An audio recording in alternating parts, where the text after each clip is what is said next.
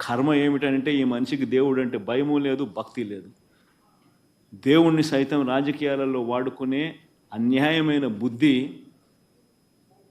ఈ రాజకీయ నాయకుల్లో ఉంది. కాబట్టే ఈ చంద్రబాబు నాయుడు గారు లాంటి అన్యాయమైన రాజకీయ నాయకులు ఉన్నారు. కాబట్టే మన కర్మ మనకి నిజంగా రాష్ట్రానికి రాబోయే రోజుల్లో దేవుని ఈ పాపం, దేవుని కోపం ఆంధ్ర రాష్ట్ర ప్రజల మీద పడకుండా దేవుని నేను వేడుకుంటా ఉన్నాను.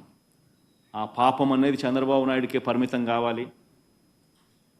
చంద్రబాబు నాయుడు అబద్ధాన్ని మోస్తా ఉన్న చంద్రబాబు నాయుడు గారి కూటమికి మాత్రమే పరిమితం కావాలి అని చెప్పి, చంద్రబాబు నాయుడు గారు అబద్ధాన్ని మోస్తా ఉన్నా, అబద్ధం అని తెలిసినా కూడా మోస్తా ఉన్నా ఆ నాయకులకే పరిమితం కావాలి అని నిజంగా దేవుణ్ణి అందరం ముక్కోవాలి, ముక్కుంటున్నాం కూడా.